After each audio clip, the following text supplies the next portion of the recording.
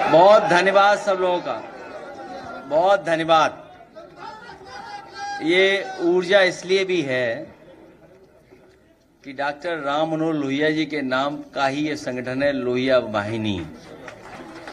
और दूसरा, एनर्जी इसलिए ज्यादा दिखाई दे रही कि उनका रंग लाल है ड्रेस में। अभी तक तो हम लोग कैप पहनते थे, लेकिन अब अगर देखोगे तो इनका जो शर्ट का रंग है वो भी लाल है। हालांकि कई संगठनों पर डंडा भी है, हम किसी को डंडा नहीं देना चाहते,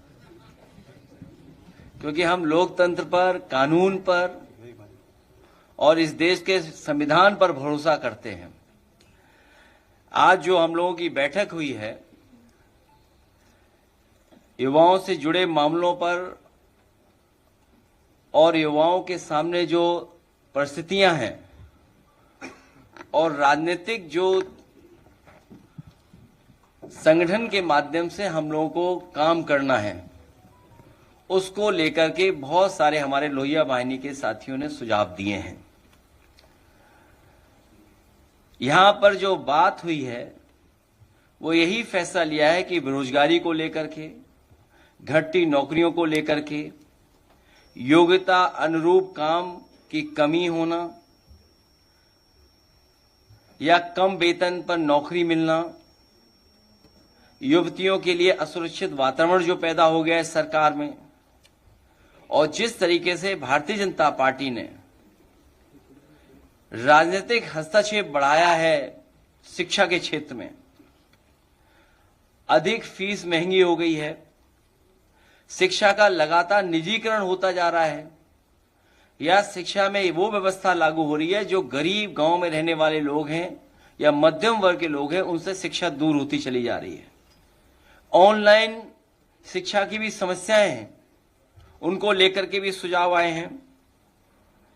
और इधर जो रोजगार की बात तो हम लोग करते हैं, लेकिन इस सरकार में कमीशनबाजी बहुत बड़ी है, भ्रष्टाचार की भी सीमाएं, ये सरकार के अधिकारी मिलकर के सब सीमाएं तोड़ चुके हैं। इसी तरह मुद्रा वाली योजना को हम लोग बार बार कहते हैं और कई बार कहा कि 33 लाख करोड़ रुपए बांटे गए हैं और 52 करोड़ लोगों को पैसा मिला है, और ये सरकार मानती थी कि एक व्यक्ति को कम से कम रोजगार इससे मिलेगा। तो अगर ये बात हम सरकार की स्वीकार कर लें तो एक भी नौजवान बेरोजगार नहीं बचना चाहिए, हर एक के पास रोजगार होना चाहिए। युवा ही संविधान की रक्षा करेंगे, और न केवल संविधान की रक्षा करेंगे बल्कि आरक्षण को भी बचाने का काम यही युवा करेंगे मिलकर के। हाल ही में जो घटना हुई है, ये जो हमला हुआ था, ये हमला इसलिए भी हुआ है कि सुमनजीत दलितों को कुचलने वालों के खिलाफ आवाज उठाने के लिए बुलंदशहर के उस सुनहरा गांव में जा रहे थे, जहां सत्ता सजातियों ने कुछ दलितों को कई बार बेरहमी से रौंदा था, जिसमें एक दलित महिला की मौत भी हुई है और कई बुरी तरह घायल हुए हैं। उत्तर प्रदेश में जो माहौल बना है, उत्तर प्रदेश में थार और बुलडोजर को जानबूझ करके भाजपाई दबंगई और भय का प्रतीक बनाया जा रहा है। ये जो थार और ये बुलडोजर सरकार जानबूझ करके लोगों को डराने के लिए, लोग भयभीत हो जाएं, उसका प्रतीक बनाने का काम चल रहा है सरकार में। ये सच्चाई में तो चुनौती सरकार को दी है, उनकी कानून व्यवस्था को दी है। जो लोग ये कहते थे कि जीरो टॉलरेंस है, जो चुनौती दी गई वो सीधी सीधी चुनौती दी गई है। हम वो लोग हैं जो संविधान को मानते हैं, कानून को मानते हैं, लेकिन इधर देखने को मिला है कि कुछ लोगों को पूरा खुली छूट है, कुछ भी कर सकते हैं। और स्वाभाविक है, वो इसलिए छूट है क्योंकि उन्हीं के स्वजाति लोग बैठे हुए हैं, ऊपर से लेकर के नीचे तक। ये जो बुलंदशहर में हमला हुआ है सांसद आदरणीय रामजी सुमन जी पर, ये हमला कहीं न कहीं इशारा करता है कि उनको सरकार का पूरा सहारा है। याद कीजिए, एक दिन मैंने ये कहा था इसी ऑडिटोरियम में कि सरकार के लोग अभी तो औरों को धमका रहे हैं, लेकिन एक समय ऐसा आएगा ये सरकार के लोग किसी को नहीं छोड़ेंगे। और उसी का उदाहरण हम लोगों को देखने को मिला है। मैं अपने प्रेस के लोगों का धन्यवाद देता हूं कि हर बार आपको तकलीफ देनी पड़ती है हम लोगों को।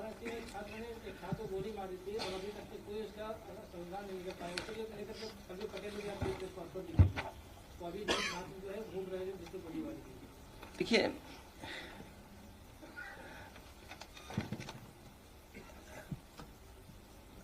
मैंने डेटा दिया था आपको, जिस तरह अधिकारियों की पोस्टिंग है, ये भी है गोरखपुर, अमेठी, कुशीनगर की है। ये डेटा देख लीजिए आप, वो आप समझ गए होंगे कौन ज्यादा है कौन कम है, बताने की जरूरत नहीं है। अभी मैं कुशीनगर होकर के आया था, जो मुझे जानकारी मिली है वहां से, आईपीएस पीपीएस अधिकारी कुशीनगर जिले में पीडीएस समाज का केवल एक है।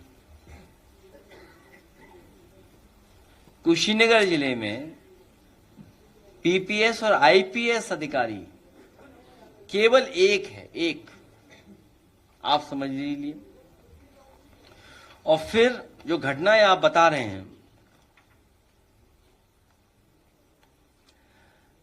तो जो हमला अभी हुआ था आदरणीय रामजी सुमन जी पर, उन्हें डराने के लिए हुआ था, डराने के लिए।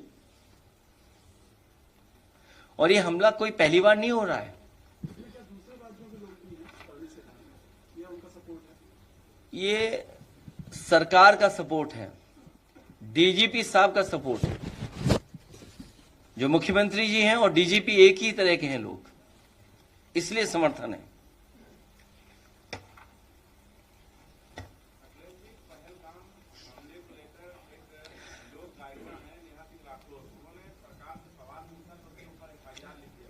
और वो तो अभी विषय हमने कविता नहीं सुनी उनकी, अगर उन्होंने कहा होगा तो अच्छा ही कहा होगा। नहीं, अगर कहोगे तो हम प्ले करा देंगे। पहले हमारा तो कोई परिचय नहीं था, पिछली बार भी मैंने आपसे बोला था, कहो तो हम इस पे चलवा दें। वो भी मैं चाहूंगा कि कौन से पे मिलेगा उनकी पूरी कविता बताओ, मैं चलवा देता हूँ। नहीं, उनके हैंडल से नहीं चलाएंगे, किसी न्यूज चैनल से चलाएंगे। मुझे लगता है आज तक ने बड़ा अच्छी कवरेज दी है। आज तक वाला दिखाइए, यूपी तक वाला। बीजेपी सरकार में पीडीए पर, पीडीए की जातियों पर चुन चुन करके हमला हो रहा है। बीजेपी की सरकार में, बीजेपी की सरकार में पीडीए की जातियों पर चुन चुन करके हमला हो रहा है। इलाहाबाद में दलित को जिंदा जला दिया था, वाराणसी में पटेल जाति के नौजवान को गोली मार दी। ये पीडीए के लोगों को चुन चुन करके मारा जा रहा है। जौनपुर में मौर्य जाति के नौजवान को दौड़ा दौड़ा करके मार दिया। रामपुर में दलित मूक बधिर बच्ची के साथ दो बलात्कार हुआ। आजमगढ़ में सरोज जाति के नौजवान के इसलिए मार दिया गया कि उसने जय भीम का नारा लगा दिया था। ये नए तरह का ट्रेंड चल रहा है, नए तरह का ट्रेंड है। अगर गाना कविता मिल गई हो तो चला दीजिए। इसी तरह हमारा एक समाजवादी साथी पर सोशल मीडिया पर उसने कोई टिप्पणी कर दी या कुछ लिख दिया, पुलिस ने और थाने में जाकर के मारपीटी सुनने में आया। आ गया, अभी कविता आ गई। इसलिए आर्थिक समानता पर जो हम लोगों की लड़ाई है, जो भेदभाव पैदा किया है, ये बहुत सी चीजें सरकार चलाएगी जिससे हमारा ध्यान हट जाए। ना हम हमले से डरने वाले लोग हैं, न किसी के डराने से डरने वाले लोग हैं, क्योंकि हम सबको मिलकर के भारतीय जनता पार्टी को उत्तर प्रदेश से सफाया करना है, उसकी तैयारी हम लोग कर रहे हैं। और जो हमारी लड़ाई है आर्थिक समानता की और सामाजिक न्याय के राज की स्थापना की, बहुत सारी समस्याओं का समाधान तभी हो जाएगा जिस दिन हम सब लोग सामाजिक न्याय के राज की स्थापना करने में कामयाब हो जाएंगे। उसी समय बहुत सारी समस्याओं का अपने आप समाधान हो जाएगा।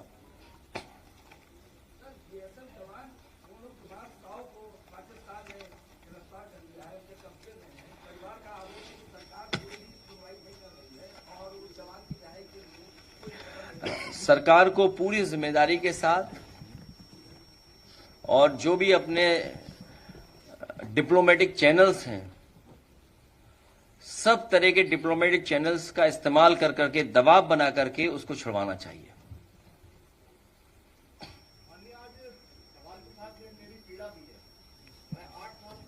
सब तो पीडीए में हो आप।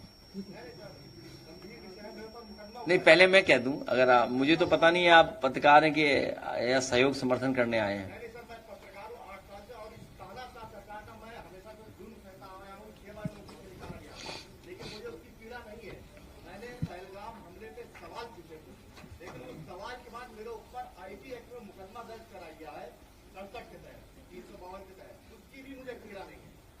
होने के बाद, लेकिन अब मुझे धमकियां मिल रही है, फोन पे आतंकवादी कहा जा रहा है और ये भी कहा जा रहा है कि हफ्ते भर के अंदर तुझे मार दूंगा। मेरे घर से निकलना फिर मुश्किल हो गया है, पत्रकारिता मेरी खत्म हो चुकी है। अच्छा, आप यूट्यूबर हैं लगता है, किसी अखबार में? ये सर मेरे पास है सर, मैं एंकर हूँ, टीवी न्यूज एंकर। अच्छा, न्यूज टीवी एंकर। ला, हमें दे देना, हम दे देना, कह देंगे, मदद करेंगे आपकी भी। मदद की जरूरत तो है ही है, लेकिन सर ये जिसमें आय लगी है उसकी भी चिंता नहीं थी, लेकिन अब सर मुझे लग रहा है कि मैं मार दिया जाऊंगा। मैं एसीपी के पास गया, उसने मेरी नहीं सुनी, FIR नहीं ली। मैं अपने थाने में गया, उसने कहा साइबर सेल में जाइए, उसमें वहां भी मेरी सुनवाई नहीं हुई। पुलिस मेरी कोई मदद नहीं कर रही है। इसीलिए पीडीए में सबसे पहला वर्ड जो है वो पी फॉर पत्रकार भी है और पी फॉर पीड़ित भी है। इसलिए आपकी भी रक्षा करने की जिम्मेदारी पीडीए समाज की है। कागज दे देना, कागज दिलवाना। पी फॉर पत्रकार आ गया। हाँ, लाइए, आज तक वालों ने बहुत से चलाया है, मैं उनका धन्यवाद देता हूं। फुल वॉल्यूम ठीक है साहब। पाकिस्तान के सोशल मीडिया पर हो रही है। एक फोन कॉल से दूसरे देशों की वॉर रुकवाने वाले पॉपा अपने देश में आतंकवादी हमला नहीं रुकवा पाए और अंधभक्त मुझसे कह रहे हैं कि ऐसी बातों पर राजनीति और सवाल मत करो। तो किस बात पर सवाल करूं? शिक्षा पर, जिसे मुद्दा ही नहीं समझा जाता, या स्वास्थ्य पर, जिस पर सवाल करना अब आउट ऑफ फैशन हो गया है? बोलो किस पर सवाल करूं? बेरोजगारी पर, जिसके जवाब में तुम्हारे अब्बा हुजूर पकौड़ा तलने की सलाह देते हैं? अरे जब देश की राजनीति ही राष्ट्रवाद और हिंदू मुसलमान के मुद्दे पर चल रही है, उसके बाद भी आतंकी हमलों में देशवासी मारे जा रहे हैं, तो सवाल किस मुद्दे पर करूं?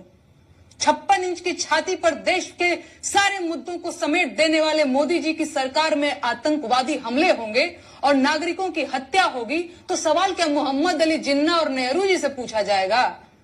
नागरिकों की मौत और आतंकवादी हमलों पर सवाल क्यों नहीं पूछा जाना चाहिए भाई? इन सवालों से इतना डर क्यों रहे हैं आप?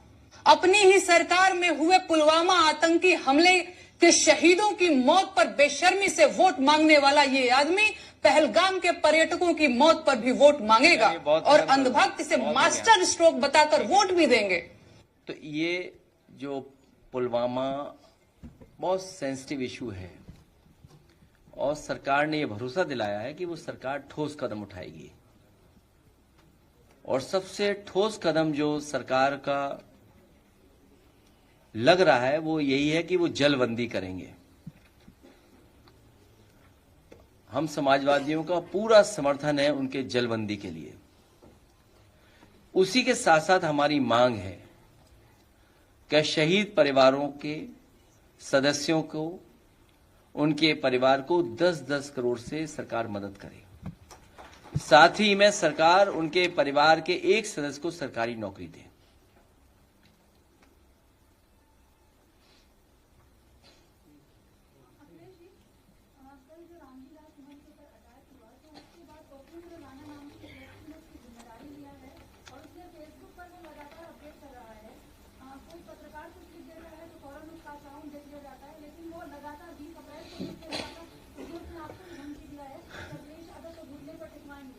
हमें क्या करवा देंगे?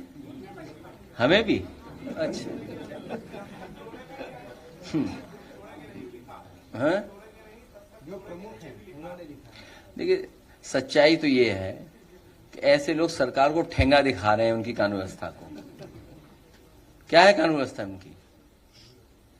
इसका मतलब जो व्यक्ति ये बोल रहा है, चुनौती दे रहा है, वो हमें चुनौती नहीं दे रहा है, वो मुख्यमंत्री जी को चुनौती दे रहा है, डीजीपी साहब को चुनौती दे रहा है, वो हमें चुनौती नहीं दे रहा है।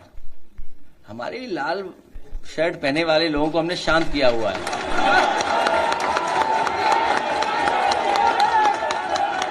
ये चुनौती हम लोगों को नहीं दे रहे हैं। और सच्चाई तो ये है कि जितने भी एक मिनट ये जो चुनौती दी जा रही है वो जो वर्दी पहने लोग हैं, ट्रेनिंग पाए लोग हैं, हम तो पॉलिटिकल लोग हैं। ये चुनौती हमें नहीं मिल रही है, ये चुनौती मिल रही है वर्दी पहने हुए ट्रेन लोगों को। ये चुनौती उन्हीं लोगों को मिल रही है। ये चुनौती मिल रही डीजीपी साहब को, चुनौती मिल रही मुख्यमंत्री जी को। हम लोगों को चुनौती नहीं है ये चुनौती और इसलिए भी मिल रही है कि इनका कुछ सीधा संपर्क है, संबंध होगा। और ये सब ऐसे लोग कानून व्यवस्था को ठेंगा दिखा रहे हैं।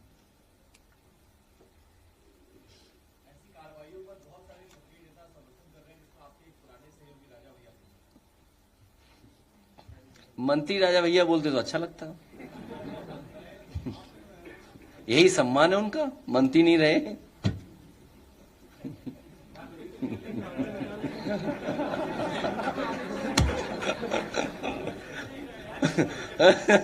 क्या चाहिए? किसकी? नहीं मेरी जानकारी में नहीं है, मेरी सच में मेरी जानकारी में नहीं है।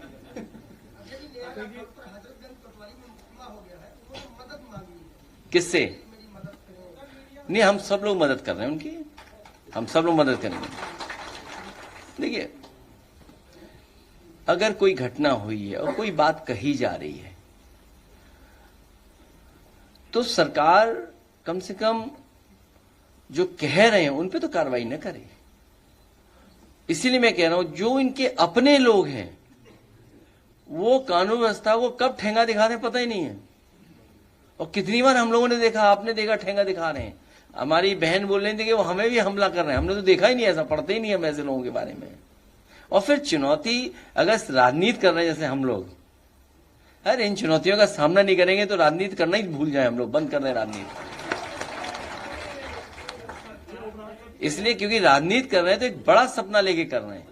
और सोचिए आप, हम लोगों का विजन देखिए आप, हम लोगों ने हवाईया उतारा सड़क पर, अब मुख्यमंत्री तैयारी कर रहे हैं कि रात में भी उतारेंगे।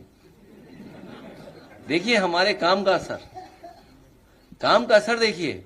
और मैं आपसे कह रहा हूं ये हाइब्रिड मॉडल इतना बढ़िया है कि भारतीय जनता पार्टी के जितने मॉडल होते हैं वो कुछ ना कुछ लाभ या करप्शन के मॉडल होते हैं। ये हाइब्रिड मॉडल से जो सड़क बन रही है, आप, मैं दावा कर सकता हूं, आप मुख्यमंत्री जी से पूछो जाके ये हाइब्रिड मॉडल क्या है, वो बता ही नहीं पाएंगे। और अगर एक्सप्रेस वे दूसरा देख रहे, अपना तो देख लेते पहले, वो गोरखपुर लिंक जो अभी तक नहीं बन पाई, उधर भी तो उतारे हैं हेलीकॉप्टर। हमारे मुख्यमंत्री इतने अच्छे हैं कि हर सड़क को वो एक्सप्रेस वे समझते हैं।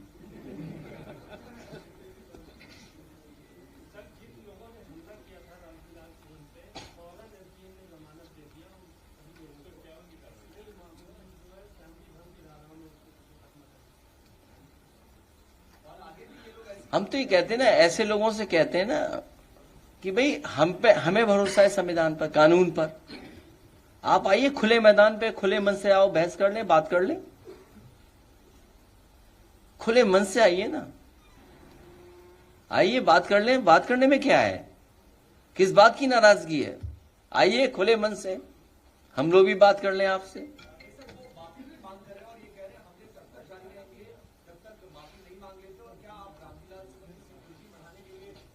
देखिए, हम लोकतंत्र पे भरोसा करते हैं, कानून पे भरोसा करते हैं, संविधान पे भरोसा करते हैं, और खुले मन से बात करने के लिए हम लोग तैयार हैं। बताइए, खुले मन से बात करोगे? और मैंने कहा, कई बार कहा, फिर दोहराता हूं, अभी जरूरत है सीमा पर सेना की, अभी जरूरत है सीमा पर सेना की। और जब कभी भी आप पाकिस्तान से सवाल खड़े करोगे तो आपको चीन से भी मुकाबला करना पड़ेगा। कई जो अखबार हैं इंटरनेशनल से लेकर के आपके हमारे महत्वपूर्ण अखबार हैं, कई राइटअप आए हैं, कई लोग चर्चा कर रहे हैं इस बात की कि जब कभी भी आप पीओके की तरफ देखोगे, पीओके की तरफ देखोगे, तो साथ में आपको चीन से भी मुकाबला करना पड़ेगा। इसलिए किस तरह की चीजें हैं, सेना की जरूरत सीमा पर है। अभी तो कितनी 24 सीटें खाली हैं कश्मीर में। मैं सेना से कहूंगा कि 24 सीटें भरवा दो कश्मीर की, ये जो सेना यहां घूम रही है।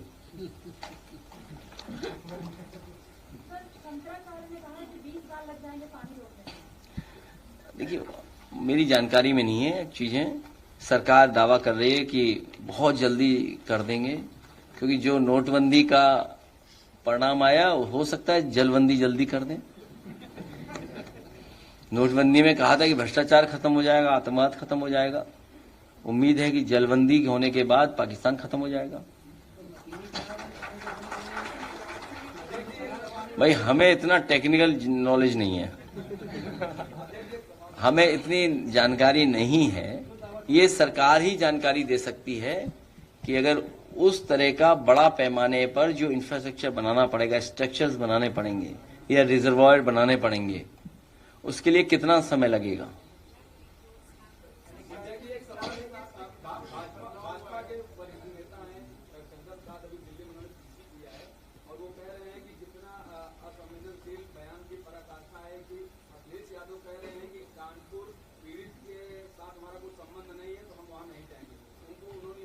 देखिए, ऐसा है, उसमें कोई छिपाने की बात नहीं है।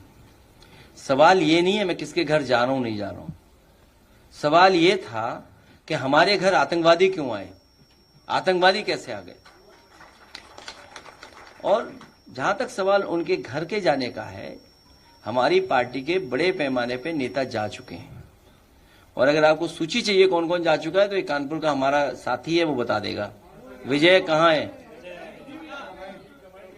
हाँ, बता दीजिए कितने लोग जा चुके हैं, यहाँ खड़े होकर बता दो। हाँ, देखिए, वो भी गया था लड़का। आओ, इधर आओ, इधर आइए, आ जाओ, आ जाओ, यहीं से बता दो, यहीं से। फजल महमूद जी गए, हसन मुमी जी गए, विधायक जी, अमिताभ वाजपेयी जी गए, आदनगर से विधायक है, मुनीर शुक्ला जी कानपुर ग्रामीण जिलाध्यक्ष है, मैं लोहिया गांधी का जिलाध्यक्ष हूँ, विजय यादव मैं गया हूँ। और इसके साथ साथ हाँ, बताओ, तुम भी गए? हाँ, बताओ बताओ। लगातार कानपुर से माननीय विधायक है अमिताभ वाजपेयी गए, जिलाध्यक्ष फजल महमूद जी गए, हम लोग सारे वहाँ सब लोग गए। और जो खत्म हुए ये सतीश महाना जी के जो विधानसभा अध्यक्ष है, उनके बहुत विरोध में है, तो उनका सीमेंट का काम होता है। नहीं, क्यों बात हम लोग पहले वहाँ जा चुके। अरे नहीं, वो बात है ठीक, बस होगी बात। अच्छा सुनिए, एक मिनट। देखिए, सवाल ये नहीं है इधर उधर वाली। देखिए, दिल्ली से अगर ये बात आ रही है तो इसका मतलब ध्यान भटकाना चाहते हैं वो। एक मिनट, ए बेटा खड़े हो। हाँ, ध्यान भटकाना चाहते हैं वो लोग, वो ध्यान हटाना चाहते हैं। तो इसलिए मैंने कहा सवाल ये नहीं है कि मैं घर गया हूं नहीं गया हूं या जाऊंगा नहीं जाऊंगा, सवाल ये कि आतंकवादी आपके घर कैसे आ गए। और सुनने में आ रहा है, जो उनके परिवारों के सदस्यों से सुनने में आ रहा है, जो और प्रदेश के जिनके परिवार के सदस्यों की जान गई है उनसे सुनने में आ रहा है। कहो तो उनके वीडियो में चलवा दूं। इनके मंत्रियों को, इनके मुख्यमंत्रियों को क्या सुनना पड़ा। और सुनने में आ रहा है 1.5 घंटे तक कोई पहुंचा ही नहीं वहां पर, 1.5 घंटे तक कोई पहुंचा ही नहीं मदद के लिए, अस्पताल में पहुंचाने के लिए कोई इंतजाम नहीं था। तो आप क्या कह रहे हैं, हम विश्व गुरु बन गए हैं, अमृतकाल चल रहा है, ये हमारा डंका बज रहा है, हम दुनिया की ये तीसरी अर्थव्यवस्था बने जा रहे हैं। आप सोचिए, तीसरी अर्थव्यवस्था बने जा रहे हो, आप किसी घायल को इलाज नहीं दे पा रहे हो। आप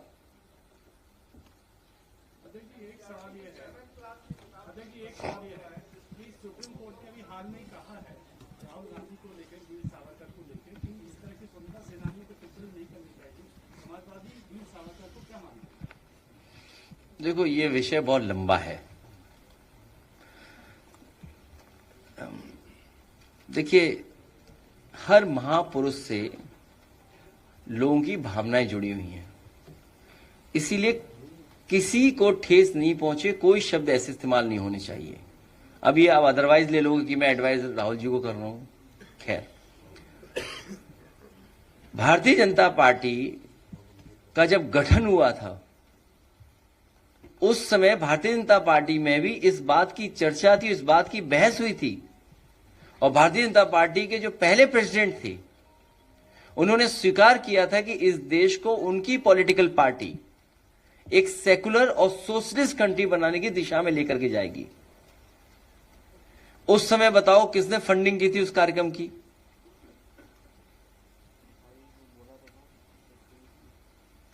तो जो लोग सेकुलर और सोशलिस्ट कंट्री बनाना चाहते थे, आज बताइए वो कम्युनल हो गए कि नहीं हो गए? कितने कम्युनल हो गए?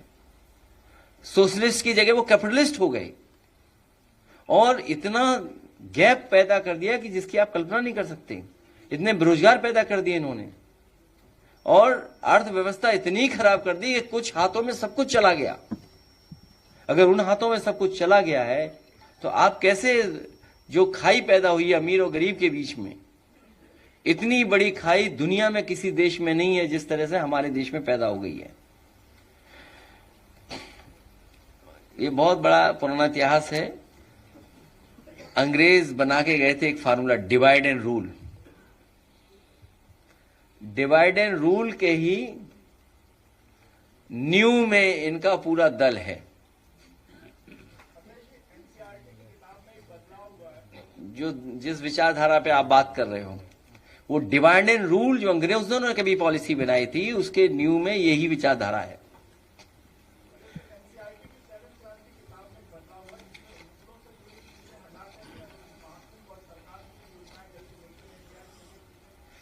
तो उसमें ये भी जोड़ देते कि ये डिजिटल कुंभ था, 66 करोड़ लोग कैसे आए थे ट्रेन बस अपनी गाड़ियों से, ये भी तो बता देते, डेटा भी तो दे दें उसका। भाई अगर 66 करोड़ लोग आए थे, 66 करोड़ लोग आए थे, तो बच्चा 7th क्लास का ये भी तो जानना चाहेगा कि 66 करोड़ लोग बस से आए थे, ट्रेन से आए थे, पैदल आए थे। अब जैसे उदाहरण दूं मुख्यमंत्री जी का, अखबार में ऐड दिया उन्होंने कि 17 एक्सप्रेसवे बन रहे हैं। हमने पूछा ये झूठ के एक्सप्रेसवे कहां बन रहे हैं 17? तो उन्होंने प्रचार बदल दिया, उन्होंने कहा कि 7 और 6 बन रहे हैं। तो 4 बोले सपनों में।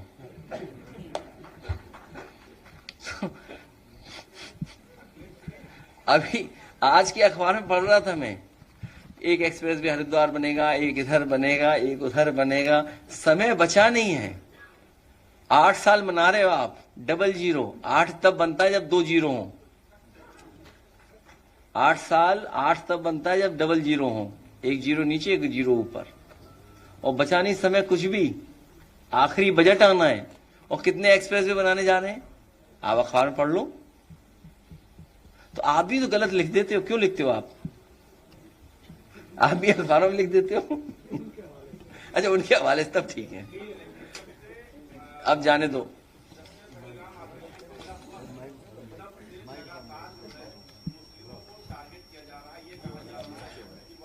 रामजिया सुमन जी पर भी हमला हो रहा है, रामजिया सुमन जी पे भी हमला हो रहा है। हमारा पत्रकार साथी खड़ा है, बैठा है जो, इस पे भी हमला हो रहा है। बीजेपी वाले सब पे हमला कर रहे हैं।